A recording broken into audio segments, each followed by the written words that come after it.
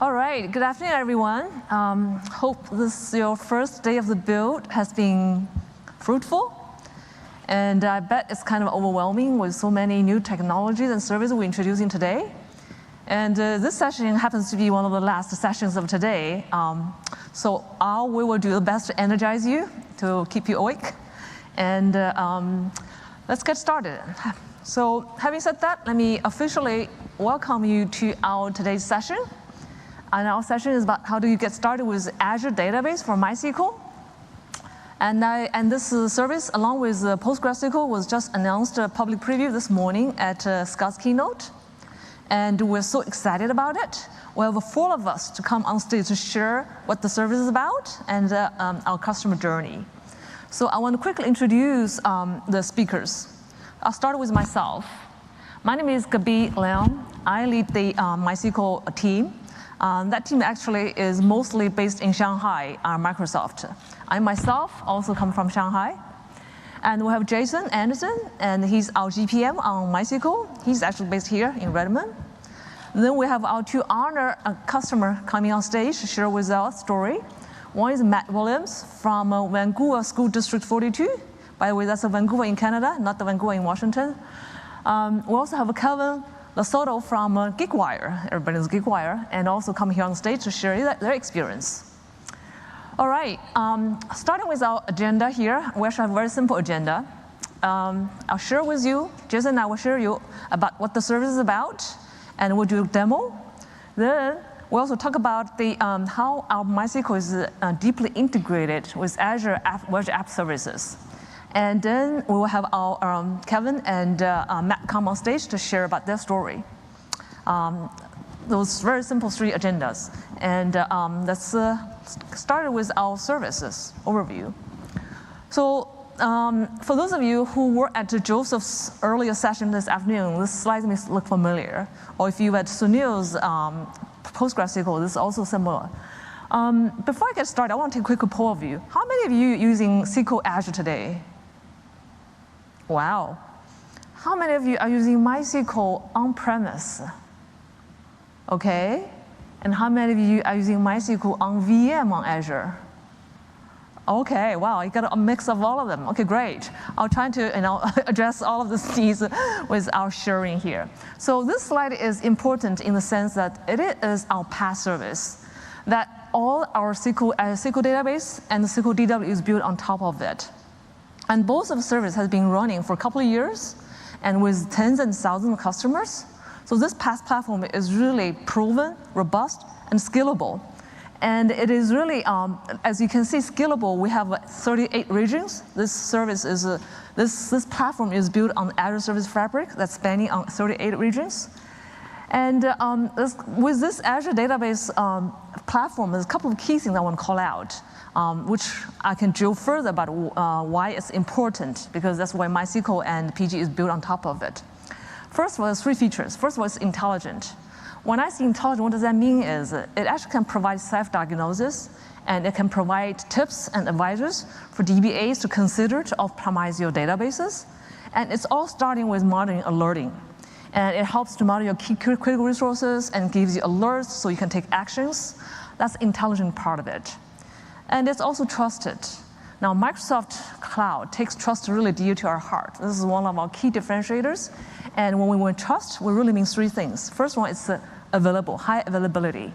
And our high availability comes by default. And I'll talk about it in more details. And also reliable. Okay, we'll provide backup by default as well and restore. And another thing about trust is the security, really. I think everybody cares security, and Microsoft really pays huge attention to security. I have a special slide to talk about security a little bit later. And flexible. When I mean flexible, it's really built on intelligence. When you have your situation monitored and you sense a surge coming up, the traffic is going up, you can actually scale up and down with no downtime of your app. Okay, you can scale up and down with no downtime to your app. That's the flexibility, and we'll show you later.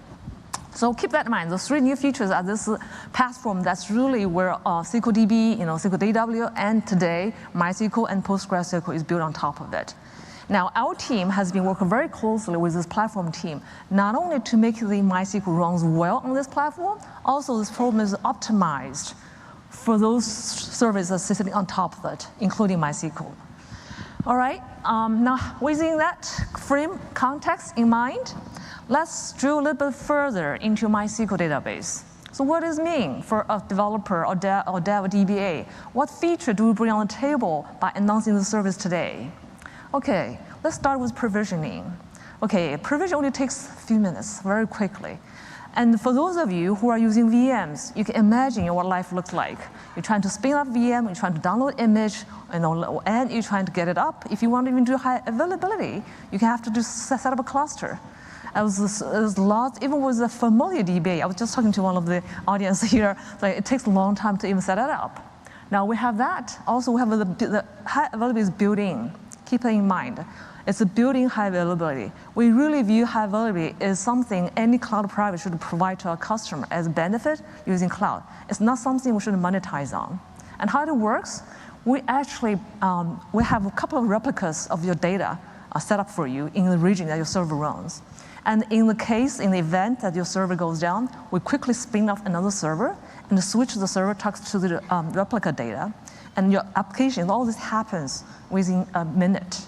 And your application wouldn't even notice the downtime. That's how we provide the built-in high availability. And this is a no-cost issue, not like some of the providers that you have to buy the availability zone and set it up, all that. Nothing like that. This comes as no cost for the high availability. Okay? And then we have also predictable performance. What does that mean? We actually provide easy way for you to size your database so you can get started very quickly. Now, hey, what happens like, oops, I made a mistake. I need more or I need a less size. No big deal. You can scale on the fly. Like I mentioned earlier, you can scale between different SKUs with compute power or I/O ops without any downtime to your application. Okay, and then security I mentioned. We not only provide a lot of the native security measures that comes with the MySQL, we also encrypt your data, whether it's a data that's data disk that's at rest, or backup data, or the application data that's in motion. So that's the security, and I have a whole slide talk about that in more detail. Backup. Okay, some of you, how many of you use like other cloud in addition to Azure? Oh, there are ones.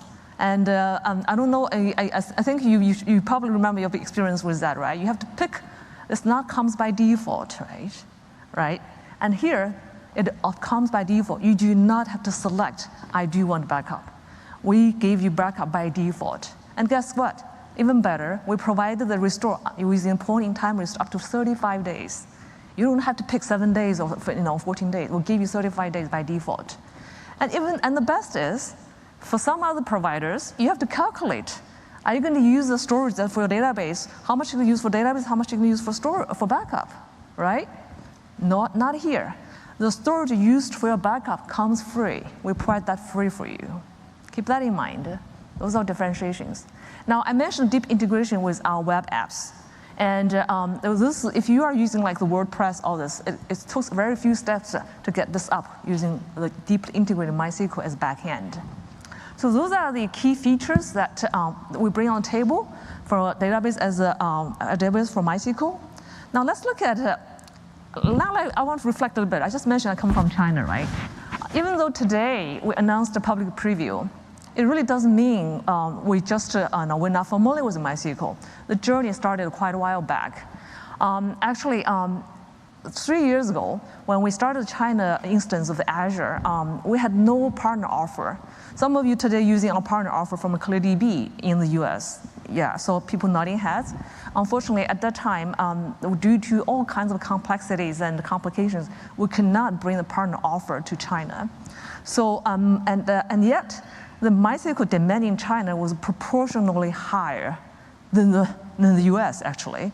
It becomes a blocker for China customers to use our Azure services. So my team started as a POC with just 3 devs and trying to get it going, trying to provide a fully managed services. And we were able to G the service a year and a half ago. And it's become a fully managed services. It's using a different architecture because back then we do not have a microservice architecture like Service Fabric available on Azure yet. It's using VM architecture, but it is fully managed. All the features, most of the features I mentioned earlier is available. Of course, so this is, we will converge to the same platform as soon as we take this service to the global platform, to the GA status. But this service has been running so well that it's one of the, you can see, we have multinational companies in China using them as well as local companies. And they've actually been asking, where is it on global Azure? How come you only have in China? So today, we're announcing this in the global. The team's working together to bring this to the global Azure to benefit a lot more customers who's been waiting for it. Okay, so that was a bit of history. So really, we have been working on this for a while, and we actually have a service running. Now let me drill a little bit further into the service fundament. How does it work? I mentioned all these great, cool features. How does all this coming together? Let's start with how resources managed from that perspective. I think since so many of you have been working on Azure, this is pretty easy to understand concept, right? Azure managed resource starting with account. You could have an account, Azure account, then within that account you can have one or multiple subscriptions. And with subscription, you have resource group. This resource group is really the larger container of all the related resources together you can govern with, right? And then so with this concept, the Azure Database for MySQL is really considered a resource, a server resource within this resource group. Okay, now and it's pinned to a particular region, to your server region. Now, one difference I want to call out, since quite a few of you are using SQL Azure databases, is SQL Azure database. It governs the data resource at database level. It really manages the resource at a database level. However, MySQL is different. It actually governs at the server level. This will follow today's MySQL just community. We're using community version edition, by the way. So you can create many databases, as many as you want, to pack them in the high density within the server. So it's really governs at the server level. That's the difference on that one. And that's just follow. If you're familiar with MySQL, this is just how MySQL works, and we just comply with it. And we provide an endpoint, for you to connect to the server, and so you can do the normal connection strings, all that connections, just like you do on premise. Okay, now with that introduction about how the resource is managed, let's go into our DevOps experience. Whether you are a DBA or you're a developer or you're combined DevOps. Okay. So first of all, let's start with the management, we call it management plane, right? How do you manage it? Which means how do you create it? How do you configure it? And there's really 3 ways you can do that. First of all, you can through command line. For those of you who love to use command line, we have command line options. And we also have portal. Okay, you can go through our Ibiza portal to create it. And also you can maybe you have one of your most favorable customized applications that you use to create instances. There you go, you can use that as well. And those commands will talk through the standard REST API to the Azure Resource Manager. And then this Azure Database Platform will act upon those commands passing down through REST API and talk to the MySQL server and create those instances. So this is the action that you would do as a DBA or DevOps that's trying to create or manage, configure your instance. Now, what about applications? How do application connects to my database? And that is really no different from how you do today, whether you're using on-premise or you're using Azure VM to host MySQL. So whether you're using like workbenches or PHP admins, that the tools that you're really familiar with, or you have application connects to, you can use just standard your connection string, talk to the MySQL database. So that's just really high level, and we have a demo later to show you on this. So I promised I would talk about security in detail. So we actually have a 3 layers of security built on for MySQL. First is the native authentication that's coming from the MySQL. So you can, whatever you're familiar with, how you create users, different users, and give them different permissions and access controls, that all works, okay? Now on top of that, we actually built in, by default, the SSL connection between your connecting application to the server. And we'll give you instructions about how do you configure your applications with certificates so you actually can establish that secure access. Okay, This is Microsoft. We really take security to heart. Now, but we also understand many OSS stacks that works MySQL may not have easy way to really configure the SSL. So we let you to opt out as well. So you have an option to opt out. Okay, it's comes in with default, but you can opt out. We also have this server-side firewall rules, all that, so you can set additional access control at IP address layer. That's another layer of the security. On top of that, whatever Azure's default security features have, we will provide to you. I mentioned a little bit early encryption, right? You can encrypt your data, either the backup data that's at rest, or your application data that's in motion. That all comes by default. Okay? So the 3 layers of application, the security built in. Now, I kind of introduced the high level of the features and how it works and the security. I think there's one question if I were a developer would dying to know, and that would be performance skills, right? Now, let me turn the stage to Jason so he can talk about that topic and also do some demos. Yes. Thank you, Gabby. You're welcome. All right. So let's talk a little bit about what the actual service entails from a offering perspective and drill a little bit into how we think about performance, how we rate performance, and what's available. So first, just to make things fun and confusing, we're introducing a new term. So for those of you that are used to SQL DB today and understand what a DTU is, it probably took a while to understand it. We have to obfuscate it a little bit because the hardware, I'll talk about that, but we're introducing a term called compute unit. And before you groan, because it's a new term, this is actually a good evolution. The reason being is a DTU, just as a reminder, is a blend of CPU, RAM, and I/O, specifically disk I/O. What we've done with Azure Database for MySQL, as well as PostgreSQL, and this will be coming to SQL DB at some point, is we're disaggregating compute from storage from a performance perspective. So a compute unit is purely a blended measure of CPU and RAM, and we take hard drive separate. I'll talk about hard drive, actually not hard drive, storage separately, and I'll talk about that in a minute. So what does a compute unit mean? So 100 compute units roughly equals 1 core. And the reason I say roughly equals is because the hardware that we have distributed throughout 38 regions of Azure differs. We've had Azure running for quite a while, so we have some older generation hardware, like Gen 2 hardware. 1 core is very different than a Gen 5 piece of hardware of 1 core. So we have to kind of normalize that a little bit. So in those older hardware, there'll be maybe a core and a half or 2 cores, and maybe it's a half a core in a Gen 5. I'm making that up, that's not exact, but my point being is this roughly equivalates to a core. So when you think about a compute unit, 100 compute units, roughly 1 core, okay? In addition to that, what this does, disaggregating the storage piece, it allows you to create a server instance where you can determine where your performance bottlenecks might be specific to I/O and compute and separate those two. So for example, if you had a workload where your compute resources that were needed on the MySQL server were relatively small, but you needed really super fast response time from an I/O perspective, you'll have the ability to have effectively provisioned IOPS in a very low compute 100 instance as an example. I'll talk about that a little bit more in this slide. So let's talk about the performance tiers and what's available today. Actually, what I'll talk about first is what's going to be overall available, then I'll talk a little bit about what's available today, because it's a little bit different.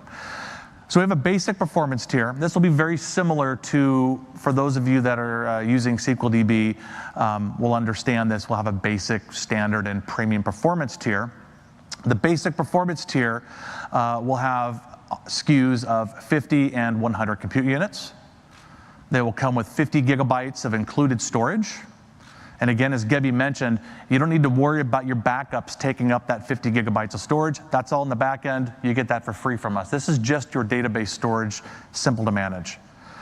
Now, for basic, that storage layer is based off of our magnetic remote media, so basically hard drives that are separate from the actual hardware the instance is running in. So by nature, spinning media is a little bit slower than SSD, and in addition, it's remote, so you're going to get some network latency in there as well. So there's no guaranteed IOPS in this case. So theoretical IOPS with standard storage in Azure is 500, but it's shared disk usage, so other tenants could be using that disk and suck up most of those IOPS, so there's no guarantee there, okay? Now, additional options. You can scale your storage up after the fact up to 1 terabyte in basic SKUs. And that will be available in 125 gigabyte chunks.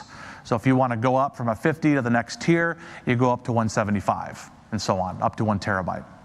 So that's what's available today for basic. Standard. So the key difference with standard are 2 things. Number one, you see many more compute unit options, many more SKUs. So 100 compute units all the way up to 2,000 compute units. So again, roughly 1 core up to 20 cores. Big difference here on the storage side is that these instances are using remote SSD.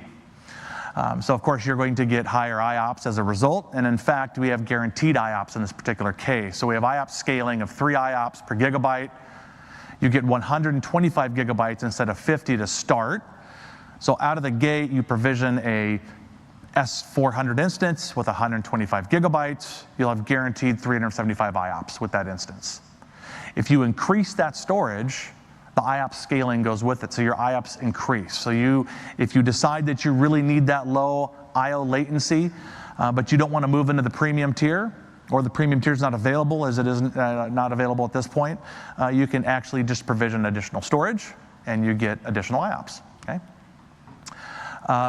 And this slide, okay, I was thinking it was incorrect, but so scaling up to 10 terabytes, that's not available today. That will be available in the future, so I'll get to that in a second when I talk about what's available public preview. So we talked about increasing IOPS or increasing storage, and then our premium tier. And this is very early. Premium really is not going to become available for a number of months. We're working through hardening it, but the key difference with premium, actually the only difference with premium, is we're based off of local SSD, so that SSD is in the box the instance is running in, removes all of the network latency. IOPS scaling is 10 to 1, so with 125 gigabytes, you get 1,250 IOPS. Now the other gotcha here that we're going to be introducing will be the ability to provision additional IOPS independent of increasing your storage. So if you really need to have a super high IOPS scenario, but you don't need 250 gigabytes of storage, you'll be able to do that. And that will go theoretically up to 40,000 IOPS, okay?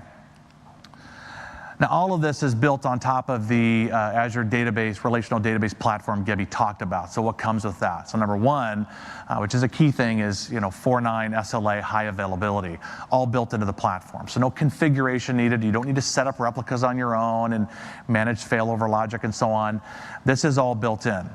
The way we do this is we maintain up to 3 replicas of, not instance replicas, but replicas of your databases in the region.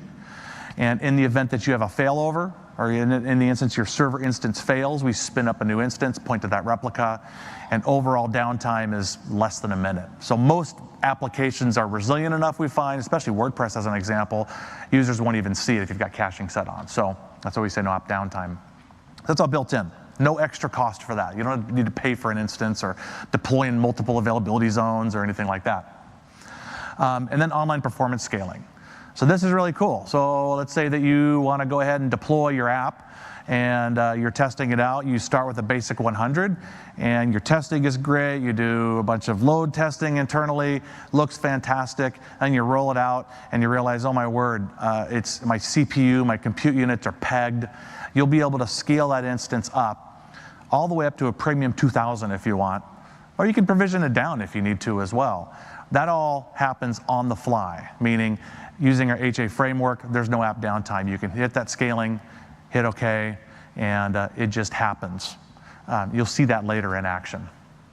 Now, what's available today? So today, for standard, we'll have 100 to 400 compute units available.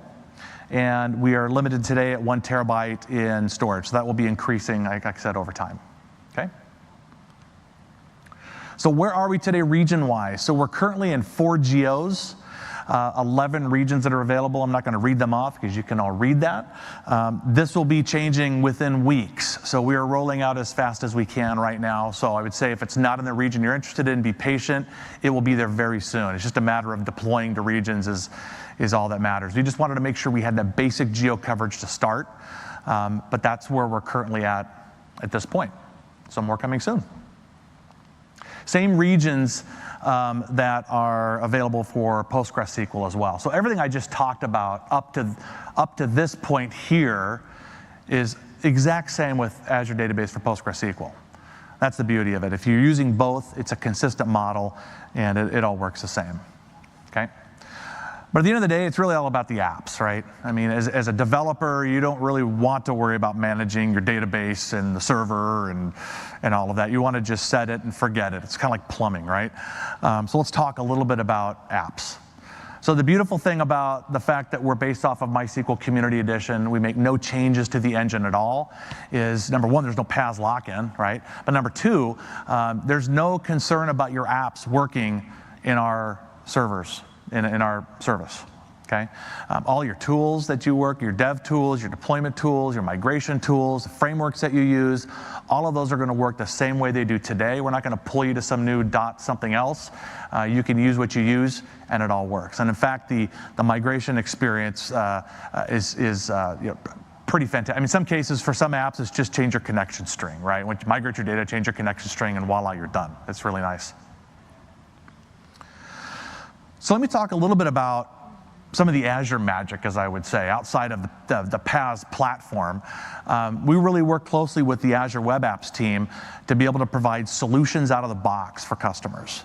And this is valuable not only for technical people that want to just save time, but even this is something that a fairly limited technical Azure user could do very easily. It could provision, for example, a WordPress or Drupal website with literally one provisioning experience. And I'll show you that in a second. So right now, we have, for MySQL, we have WordPress, we have Drupal, we have PHP. There's more coming. And there's, for Postgres, we've got Django and some others as well. So this is really a slick experience. So with that, why don't I just jump into the demo, because that's always a lot more fun.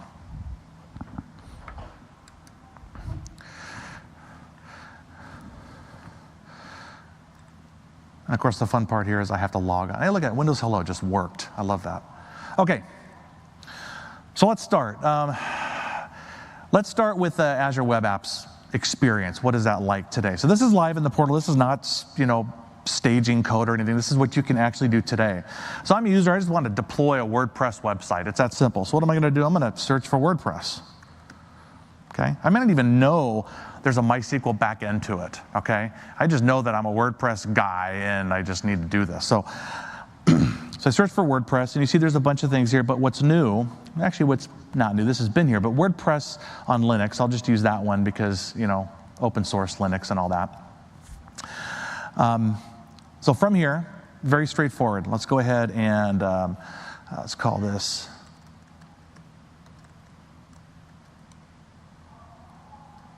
and what day is today? It's 05/10. Let's just do that. Okay, great. Automatically populated a new resource group for me, which is nice because then I don't have to type it in. Now, if I click down database provider, for those of you that have used web apps in the past, you'll notice that there's a new offering in addition to ClearDB and MySQL in-app. So I'm going to choose Azure Database for MySQL. It's deployed in the service plan that I normally use. I want it in US West, so we'll start there. And then database settings. So now here comes the MySQL part. Now we pre-populate as much as we can here for users that just want to go with defaults. And so I'm just going to stick with that.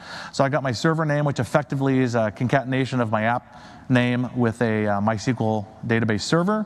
Same thing for admin name without the site name, obviously. So let's put a password in. In fact, actually, let me show you something. Let me just... Oh, wait a minute.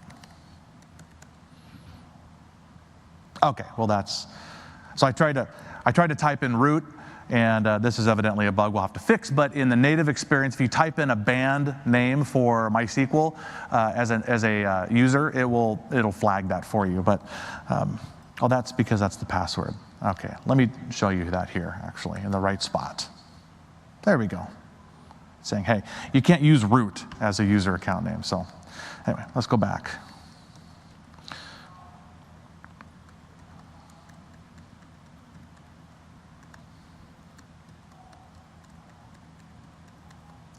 All right, we're going to provision. So right now we have both 5.6 and 5.7 available. The latest point release, so right now it's 5.7.17. And let's go to the pricing tier. kind of a visual of what I was showing you earlier. So as you can see right now, its default is 100 compute units, but I'm going to do a real basic site. I'm just going to slide that down to 100. And I'm okay with 50 gigabytes of storage, so I'm just going to leave it at that. And database name, since I'm a WordPress guy, I like my database to be called WordPress. I'm going to call it that. Now, before I deploy this, I can just click, I'll do it in a second, click create and deploy, but also I can, if I go to automation options, it gives me the ability to just download the template that I just created. So if I want to save that for use later, I can go ahead and download it, save it, and then here it is in my downloads folder. And we'll get back to that in a second. But let's go back. Let's kick this off. And we'll let that deploy. Now the deployment's in progress. So now, while that's in progress, let me just quickly show you my very fancy WordPress site that I created about 25 minutes ago. What I wanted to show you here is, number one, a site that's actually running, but you'll actually get really interesting site demos here in a minute from real customers, not just me. But what I wanted to show you is on my dashboard here, I've done a couple of things. I've pinned a metrics blade here that we have in our experience. And what's interesting is you can see that, hey, I've got some real high compute unit spikes here.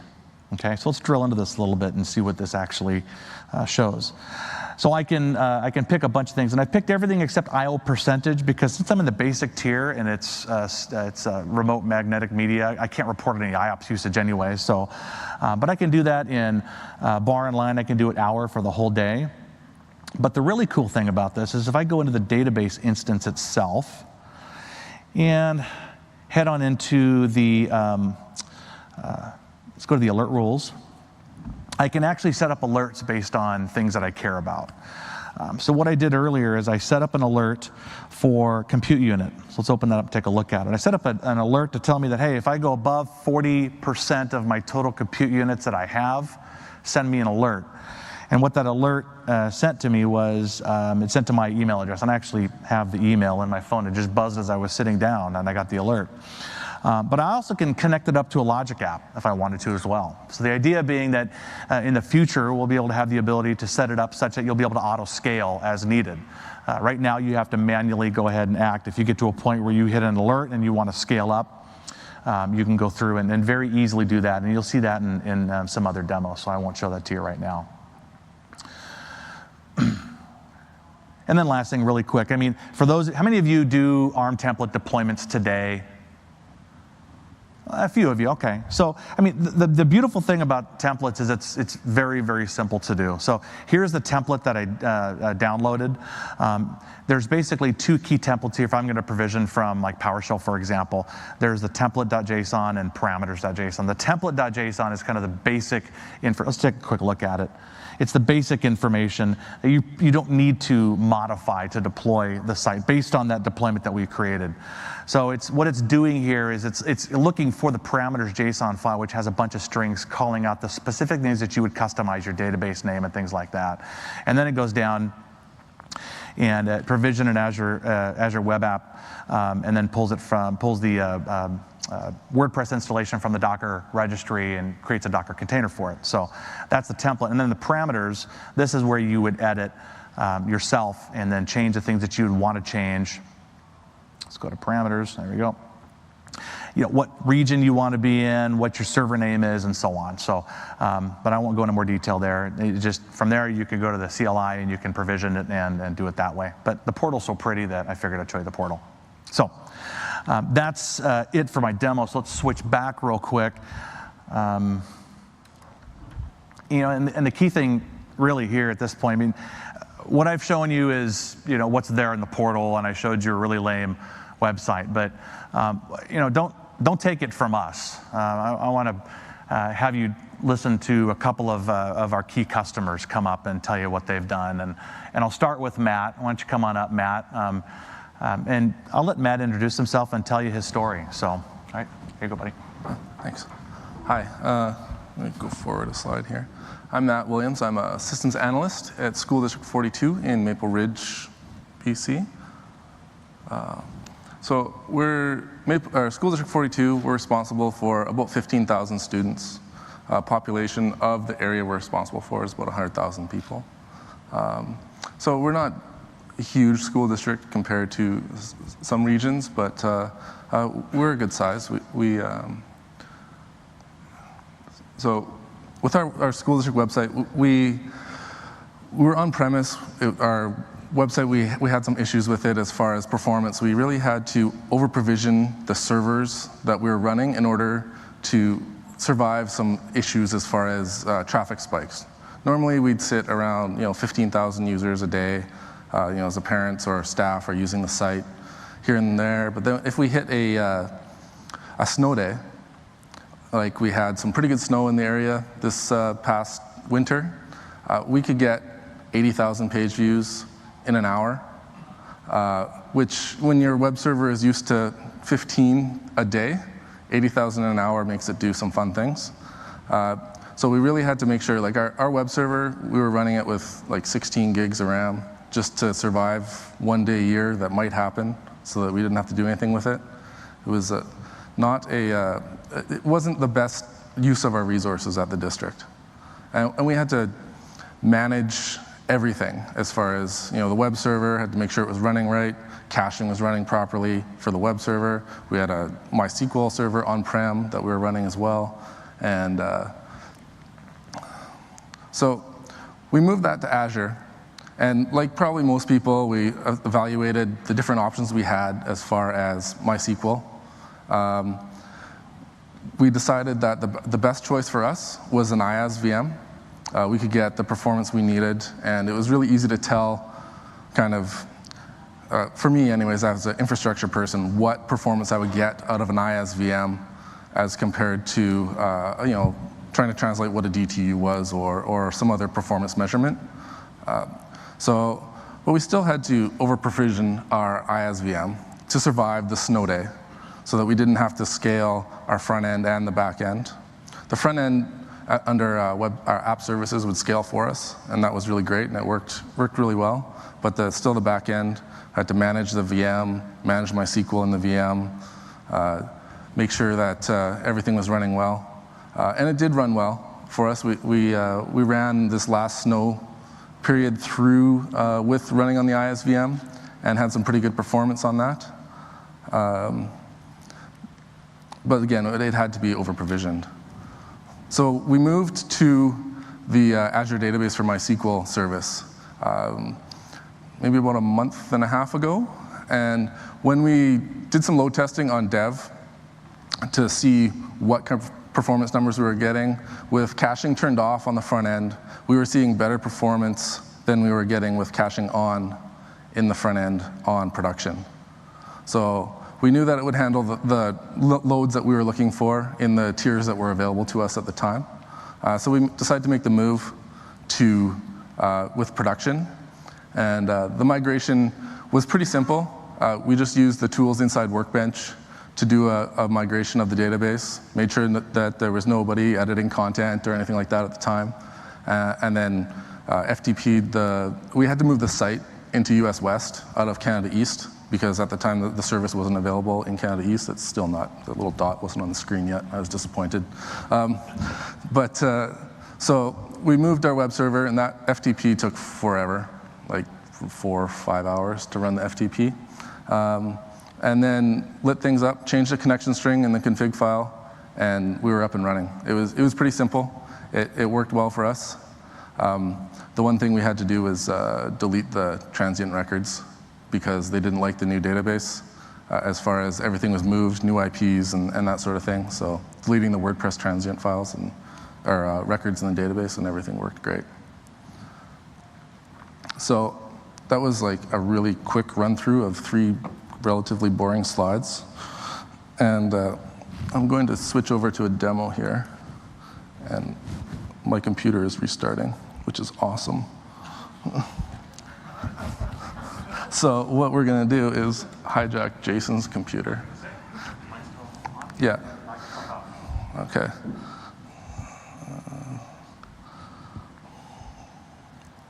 So we'll just do this. And think on the fly. What's my website?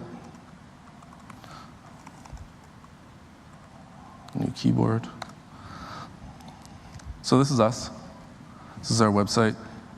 There's a lot going on. WordPress, for us, this front page is really heavy. There's like 180-something database queries on this first page. Every one of these boxes has multiple content. These are all built on the fly when caching is turned off. It's on right now because they get mad at me when I turn it off. That's our website. And what I'm going to do is I'm going to scale this live website up from a basic 50 to a basic 100.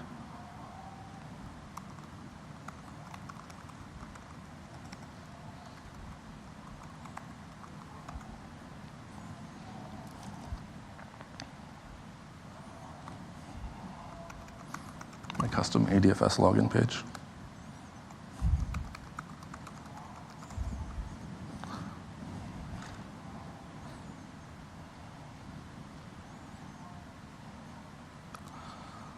Sorry, I got a lot of stuff going on here in Azure.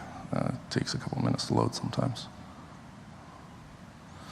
So this is the test database, and we'll go into production.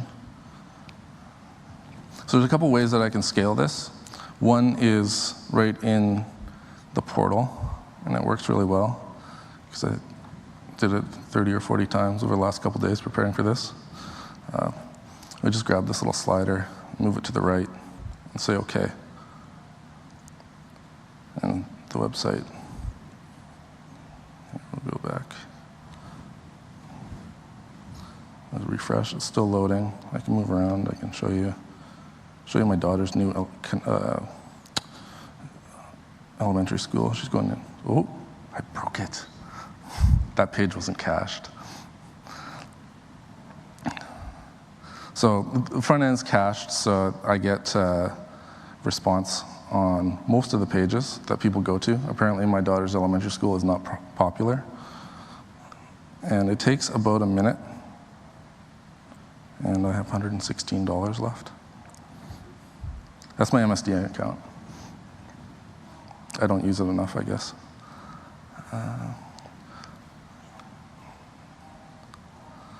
So we'll see what happens here. It finishes. I was going to show you Workbench while this was doing its thing, but since my computer restarted, then I have to remember how to connect to it.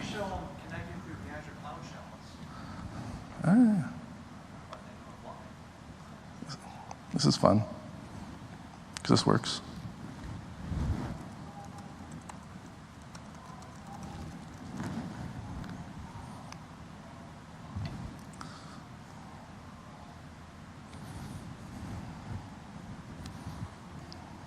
So here's the Cloud Shell. And here's some of the fun things you can do inside the Cloud Shell. If you can read that. It's kind of small, hey?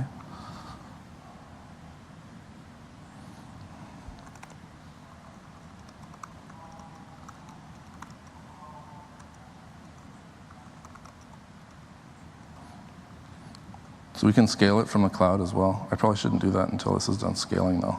But here's some of the things we can do inside the Cloud Shell. Oh, look, we're done. All right. So now we're on 100. And we'll make sure that page works now. So you can tell that it was a live demo. And this is, in fact, a live website. And I really did break it. So there we go. Some nice fall colors. So scale it back. Let's see if I can remember. G.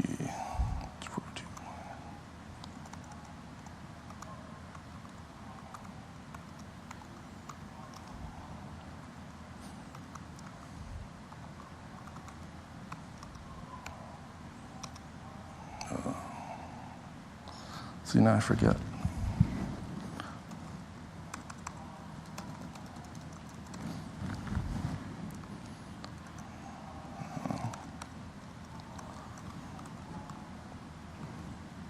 Sorry, just give me a sec.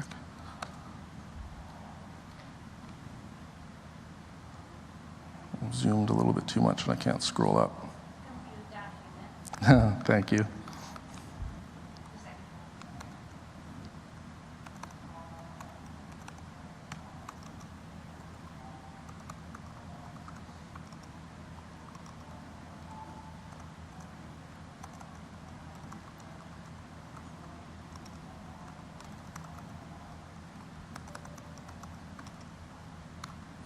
So we were at 100. Let's go back to 50 and try not to break the website.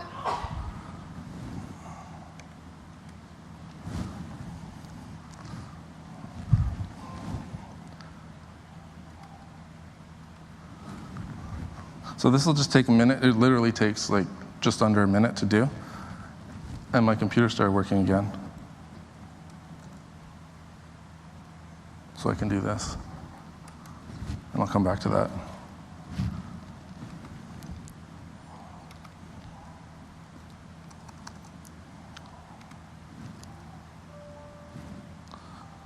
Oh, I have to VPN.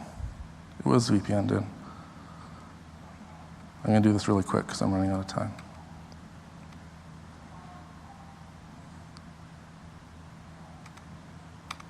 So this is IP security. I can only VPN in if I'm connected through my data center at work because I whitelisted my WAN IP. So here's Workbench into my database server. It has a few different databases running on it. This is the district main website here.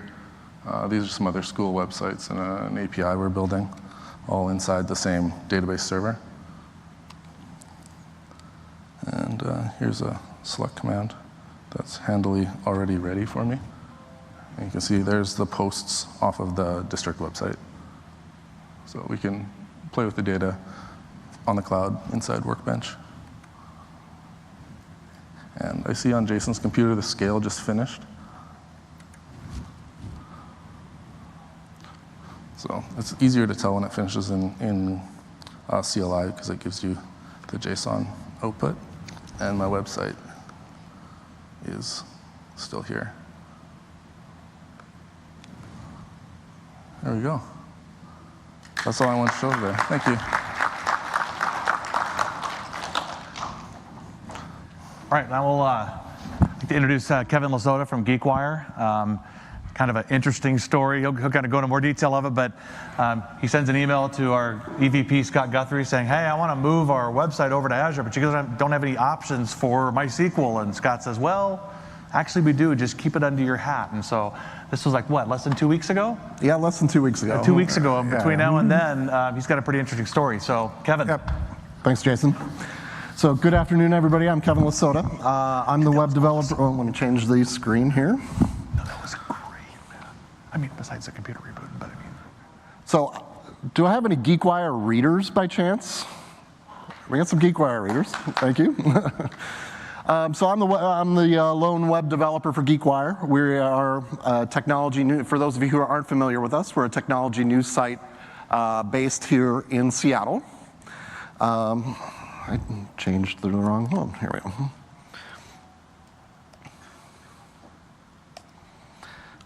There we go.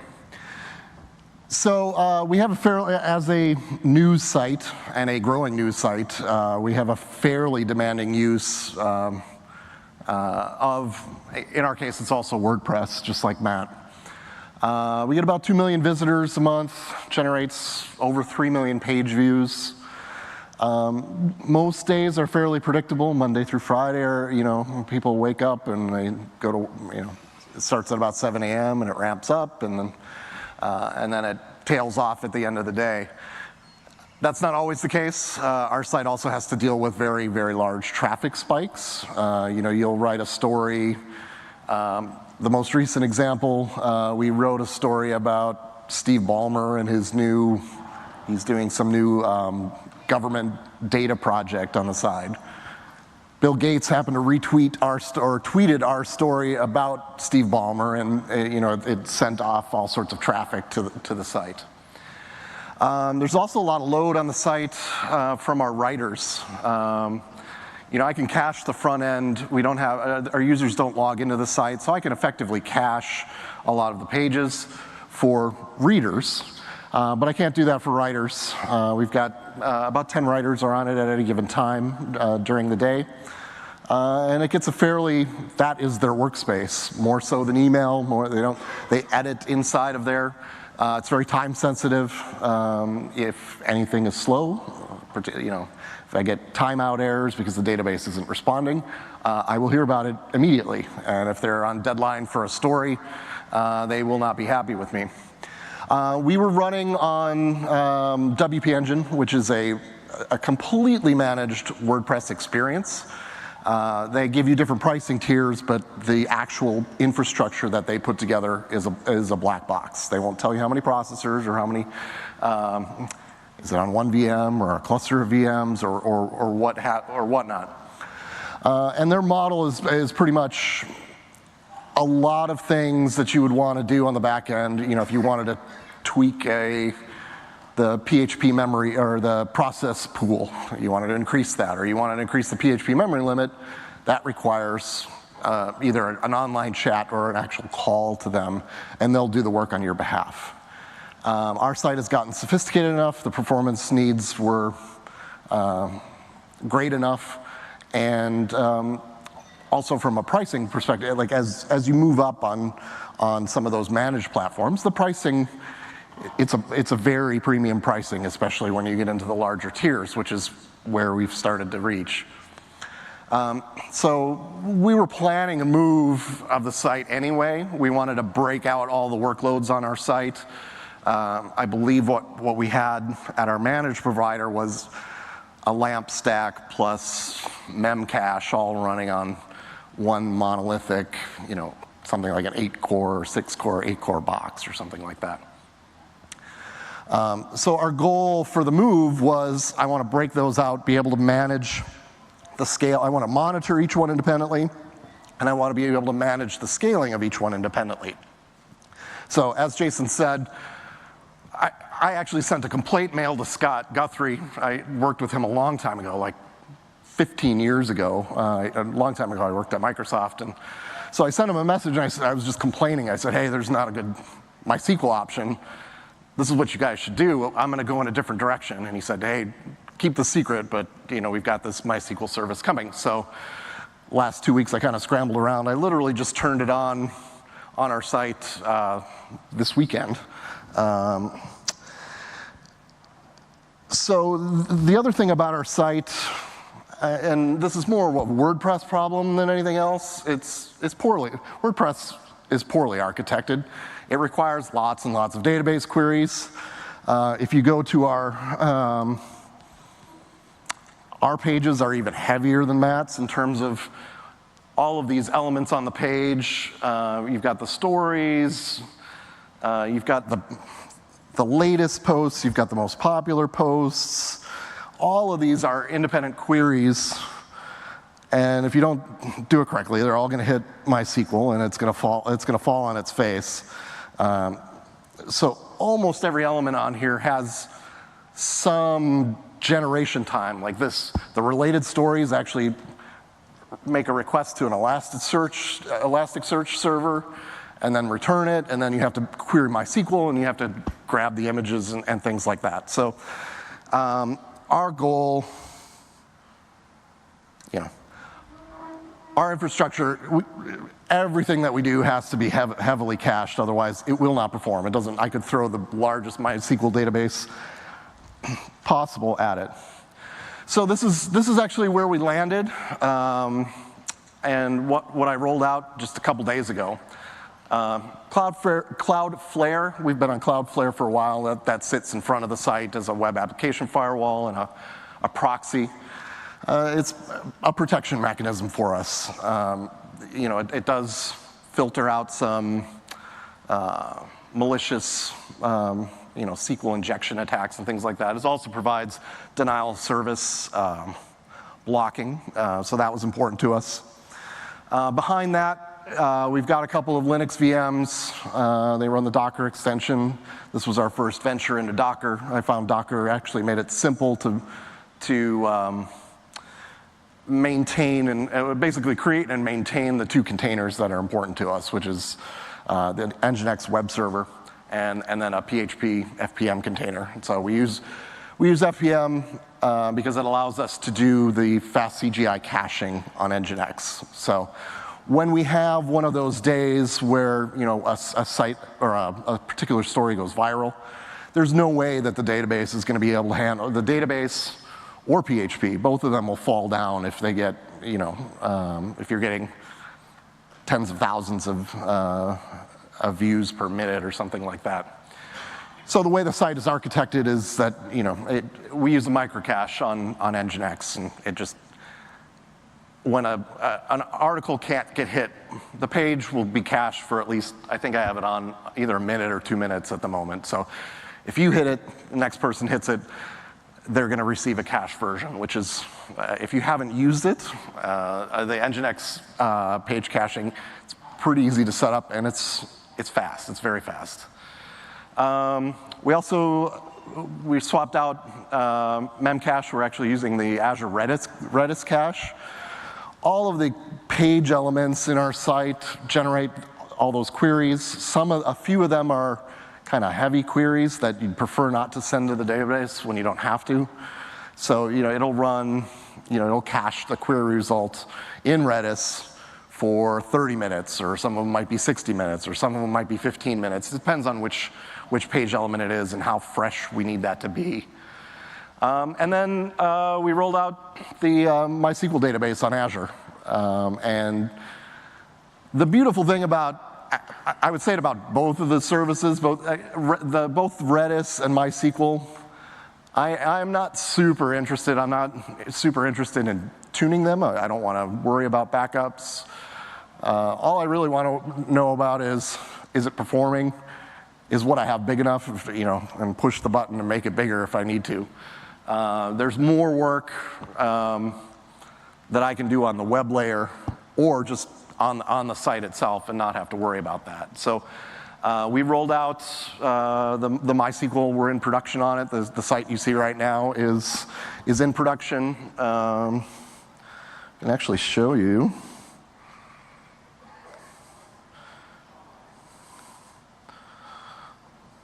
So Jason had a really lame version of this oh. It was like, yeah. I'll show you a real one and generating some traffic here from the articles about build that we're writing.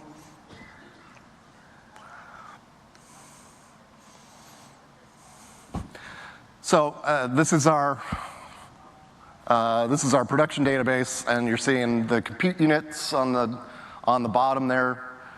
We're running right about 40%. This is just in the last hour. And our I/O percent, about 62% or so. We don't have a huge storage need. We do have a huge I/O need because of the sheer volume. Even though you cache queries in Redis and WordPress does a terrible job of it. And so we have a fairly high I/O usage of the database. And then I also I've been playing around with some of their other solutions because this was a move to Azure for us. We weren't previously on Azure. So I'm actually importing our logs. I've got the 2 Docker containers on 2 VMs that are load balanced, and I can pull up logs. I think the one you're looking at here that's their PHP processor time on whatever VM, one of the 2 VMs. So you can see the traffic pattern that I was talking about. Obviously, our traffic went up there right around lunchtime, and I would imagine, can I import the logs into log analytics from MySQL?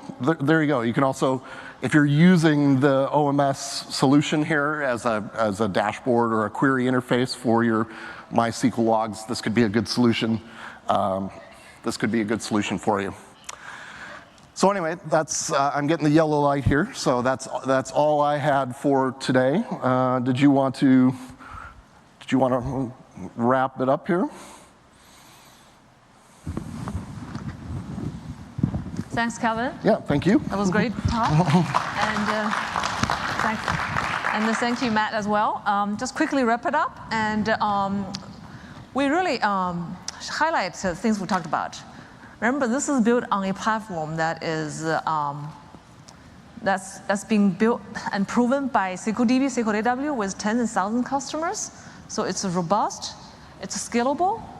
Oh, it says comment. Thank you. And it's proven. So That's one thing to keep in mind. And next thing, as I mentioned, and we iterate again, the high availability is built in as no extra cost. Keep that in mind. It comes in with no extra cost. Okay, and then the performance you can scale as Matt demonstrated. That's you can on the fly, back and down, up and down easily without any impact to your application. So seeing is believing. And lastly, you can see we're really deeply integrated with our Azure app services, the websites. And actually, the session tomorrow talks in detail about how to use container websites and work with MySQL in the back end. All right, so a couple of things call to action. We have all documents live today. There's docs.microsoft.com and at ACOM as well. There's like a quick get started kit you can get your hands on. And today's session and the Channel 9 earlier, we did the Channel 9 session as well. It's all live. You can go to review back. And also the template that Jason was talking about, ARM template, is also available at GitHub. You can download and play with it. And we have a couple of sessions today that's already happened earlier. So if you want to read it, you can go back to recording to look at it. There's also a session coming up tomorrow, like I mentioned, with the web app. If you plan to understand more details of it, that's a session you can go to attend. And I think Rohan also has a session tomorrow, also talks a bit about this part of the service as part of the overall SQL data services. All right, now officially we can declare Microsoft loves MySQL. Okay, and so we do want to hear from you. We want to continue to improve. You're our motivation, how to make the service better or towards which direction. So give us your feedback, and we will listen. And today's result is how we listen to our customer, and we want to continue that journey with you together. Thank you. Enjoy the rest.